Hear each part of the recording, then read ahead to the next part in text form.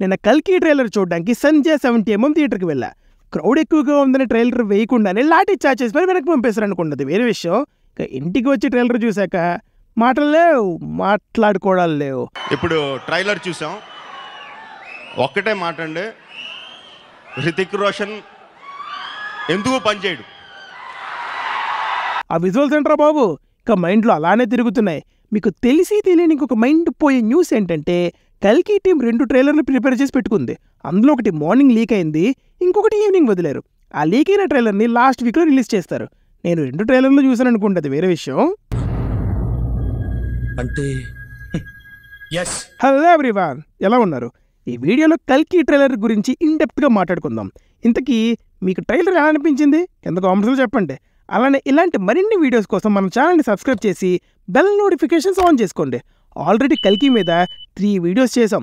ఈ వీడియో అయ్యాక వాటిని కూడా చూసేయండి. ట్రైలర్ చూశాక మాకు అనిపించిన కొన్ని పాయింట్స్ని డీప్గా డిస్కస్ చేసేద్దాం. కాంప్లెక్స్ అనే సిటీకి మనకి ట్రైలర్ స్టార్టింగ్లోనే ఒక చిన్న ఇంట్రడక్షన్ ఇచ్చారు. ఈ హై టెక్నాలజీ సిటీ కాశీ అనే నగరంపై నిర్మించింది. ఇక్కడ భూమి మీద నుండి ఏవో పైకి లాగేసే మెషిన్ని మనం చూడొచ్చు. సేమ్ అదే టైంలో రాజేంద్ర ప్రసాద్ గారు భూమిని మొత్తం పీల్ చేస్తే అన్నీ అక్కడే అంటారు. ఈ సిటీలో basic amenities like food, water, ఆక్సిజన్కి కొదవలేదు. ప్రపంచం అంతమవుతుందని గమనించి ఎవరూ ముందే ఈ సిటీని కన్స్ట్రక్ట్ చేయడం స్టార్ట్ చేసి ఉంటారు. అలా ఒక ఆర్మీ ఫామ్ చేసుకుని వాళ్ళు మాత్రమే బతకడానికి ఆ సిటీని నిర్మించారని క్లియర్గా తెలుస్తుంది. ఈ షాట్ చూడండి, ఇక్కడ కాంప్లెక్సిటీ, సేనాధిపతి, ఈ లోకంలో కాంప్లెక్స్ ఒకటే మిగిలింటుందని అంటారు. సో భూమి మీద ఉన్న ప్రజలు బతకాలంటే ఆ కాంప్లెక్స్లో మాత్రమే సాధ్యమవుతుంది. అసలు ఆ కాంప్లెక్స్ అనే సిటీలో ఏం జరుగుతుంది, అది ఎవరు కన్స్ట్రక్ట్ చేసి ఉంటారనే దాని గురించి మై చిన్న డీటెయిలింగ్ వినండి. కాంప్లెక్సిటీ దేవుడు సుప్రీం యాస్కిన్. అక్కడ ఒక మిషన్ జరుగుతూ ఉంటుంది. అదేంటంటే కింద వరల్డ్లో ఉన్న ఆడపిల్లల్ని బంధించి పైకి లాక్కొని వెళ్ళి వాళ్ళతో అక్కడ ఏదో చేస్తున్నారు. ఈ షాట్లో ఆడపిల్లల్ని లాక్కెళ్తున్న షాట్స్ మీరు చూడొచ్చు. ఏం చేస్తున్నారు అనేది కూడా మీకు చెప్తా. ఈ పిల్లలు కొంచెం పెద్ద అయ్యాక ఇక్కడ ఫర్టిలిటీ సెంటర్లో ఎవరితో సీమన్ని వీళ్ళ లోపలికి ఇంట్రడ్యూస్ చేసి ఎగ్ని ఫర్టిలైజ్ చేయడానికి ట్రై చేస్తూ ఉండొచ్చు. ఇది మాకు ఎందుకు అనిపించిందంటే దీపికా పాడుకొని పారిపోయినప్పుడు బుజ్జి కాంప్లెక్సిటీ నుండి ఒక 5 స్టార్ బౌంటీని పట్టుకోవాలని ఆర్డర్ వచ్చిందని చెప్తుంది. మీరు ఇక్కడ క్లియర్గా అబ్జర్వ్ చేస్తే name some IT, fertile land subject missing, bounty rating 5 star, resident complex and కింద డిస్క్రిప్షన్. ఇక్కడ మైండ్ బ్లోయింగ్ డీటెయిల్ చెప్పనా, మన పురాణాల్లో కల్కి అవతార్ తల్లి పేరు సుమతి. ఈ సినిమాల్లో పారిపోయిన సబ్జెక్ట్ పేరు సమ్ ఐటీ. అర్థమైందా? నాగి మాత్రం ఏ ఒక్క చిన్న డీటెయిలింగ్ని వదలలేదు. అండ్ కింద డిస్క్రిప్షన్ విషయానికి వస్తే ఒకసారి చదివి చూడండి. అర్థం కాలేదా? నేను చెప్తా వినండి. సమ్ ఐటీ అనే సబ్జెక్ట్ 2886 ఇయర్ నుండి ల్యాబ్లో ఉంటుంది. ఇప్పటి వరకు ప్రెగ్నెంటే అవ్వని తను అన్ఎక్స్పెక్టెడ్గా ప్రెగ్నెంట్ అవుతుంది. అది కూడా 5 months అని తెలుస్తుంది. కాంప్లెక్సిటీలో జరిగే ఒక మిషన్కి ఇప్పుడు తను అర్జెంటుగా కావాలని రాసుంటుంది. సో తన కడుపులో పెరిగే బిడ్డనే కల్కియా?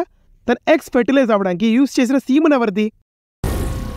ఏం మాట్లాడుతున్నావురా, నరాలు కట్ అయిపోయింది. ఇలాంటి క్వశ్చన్స్కి ఆన్సర్ సినిమాలోనే చూడాలి. అశ్వత్థామ, అదే మన అమితాబ్ బచ్చన్ రోల్ ఏంటంటే కల్కిని వెతికి అతని సాయంతో వరల్డ్ని కాపాడాలి.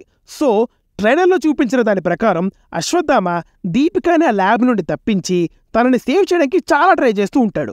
మీరు జన్మనిచ్చేది మామూలు ప్రాణానికి కాదమ్మా, ఈ సృష్టిని అంటాడు. సో దీన్ని బట్టి తన కడుపులో ఉన్నది కల్కి అని మనం అర్థం చేసుకోవచ్చు. దీపిక కడుపులో ఉన్నది కల్కి అయితే ఈ భైరవ ఎవరు? తనకి కల్కికి ఏమైనా సంబంధం ఉండబోతోందా? ఏం జరిగింది, ఏం జరుగుతోంది, ఏం జరగబోతోంది నాకిప్పుడే తెలియాలి, తెలిసి తీరాలి. ఈ విషయానికి సినిమానే సమాధానం చెప్పాలి. బట్ ఆల్రెడీ మన ప్రీవియస్ కల్కి వీడియోస్లో మాట్లాడుకున్నట్టే భైరవ ఒక బౌంటీ హంటర్. దీపికాని పట్టుకోవడానికి ఒక 1 million ఆఫర్ వస్తుంది.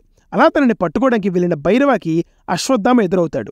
ఖచ్చితంగా వీళ్ళకి 2 ఫైట్లు ఉంటాయి. అండ్ వీళ్ళ ఫేస్ ఆఫ్ నెక్స్ట్ లెవెల్లో ఉండబోతుందనే హింట్స్ ట్రైలర్లో క్లియర్గా కనిపిస్తున్నాయి. ఈ చిన్న షార్ట్స్లో మనం అబ్జర్వ్ చేస్తే Bhairava and Ashwatthama height difference చూస్తే ఆల్మోస్ట్ అశ్వత్థామ డబుల్ ఉంటాడు. పురాణాల్లో అశ్వత్థామ 12 feet ఉంటాడు అని మనకు ఆల్రెడీ తెలుసు. దాన్ని కూడా నాగశ్విని వదలలేదు. ఇదే కాదు, ఇక్కడ దీపికాతో ఉన్న షాట్లో కూడా ఆయన హైట్ అండ్ ఫిజిక్ చూడొచ్చు. అండ్ సినిమాలో మహాభారత యుద్ధం రెఫరెన్సెస్ ఉండబోతున్నాయని అశ్వత్థామ మోకాల మీద పడ్డ ఈ షాట్తో కన్ఫర్మ్ చేశారు. అండ్ మన అశ్వత్థామ ఎంత స్ట్రాంగ్ అంటే హై స్పీడ్లో వస్తున్న బుజ్జిని ఒక్క తన్ను తన్నితే మొక్కలు అవుద్ది.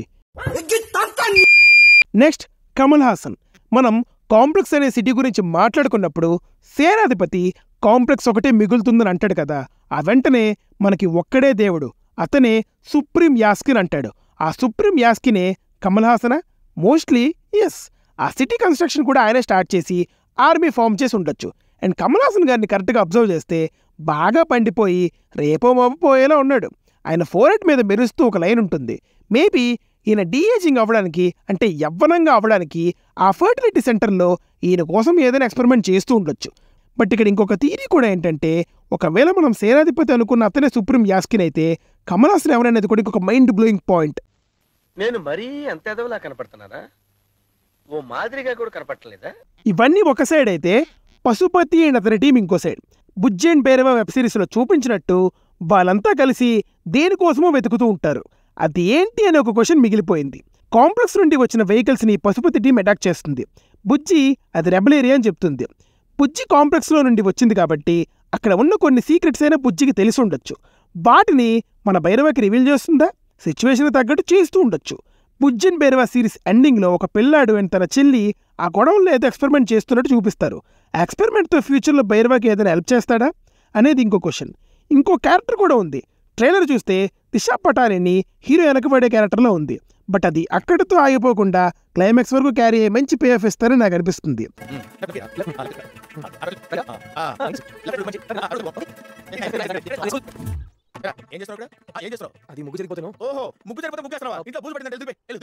ఈ పాయింట్స్ అన్ని కలుపుతూ ఒక స్టోరీ రాసుకుంటే అది 2898 కారు చీకటి భూమిని కప్పేసే రోజులు దగ్గరికి వస్తున్నాయి. తాగడానికి నీరు, తినడానికి తిండి, పీల్చడానికి గాలి ఇవేమీ లేవు. ఇంకో సైడ్ కాంప్లెక్స్ అనే ఒక హై టెక్నాలజీతో కూడిన సిటీ. అది కరెక్ట్గా కాశీ అనే నగరం మీద నిర్మించబడి ఉంటుంది. అక్కడ basic amenities like food, water, ఆక్సిజన్కి కొదువలేదు. సుప్రీం యాస్కిన్ అంటే మన కమల్ హాసన్ గారు అక్కడ దేవుడు. ఆయనకి ఒక ఆర్మీ. నార్మల్ పీపుల్కి అక్కడ ఎంట్రీ ఉండదు. అక్కడ దేనికోసమో ఆడపిల్లల్ని ఎత్తుకుపోయి ఏదో మిషన్ కోసం వాళ్ళని ప్రిపేర్ చేస్తూ ఉంటారు. అలా ఆ మిషన్లో ఒక పర్సనే దీపికా పడుకోన్. దీపికా పడుకోనికి పుట్టబోయే బిడ్డ ఈ ప్రపంచాన్ని కాపాడుతారని తెలుసుకున్న అశ్వత్థామ తనని ఆ మిషన్ నుండి తప్పిస్తాడు. తనని పట్టుకోవడానికి భైరవ, అదే మన ప్రభాస్ని హైర్ చేసుకుంటారు. అలా మనోడు దీపికాని పట్టించే క్రమంలో అతనికి అశ్వత్థామ అడ్డుపడతాడు. అక్కడ అశ్వత్థామకి భైరవకి ఒక ఫైట్. ఆ తర్వాత ఏం జరిగిందంటే నాకు కూడా తెలీదు, సినిమా చూసి తెలుసుకోవాలి.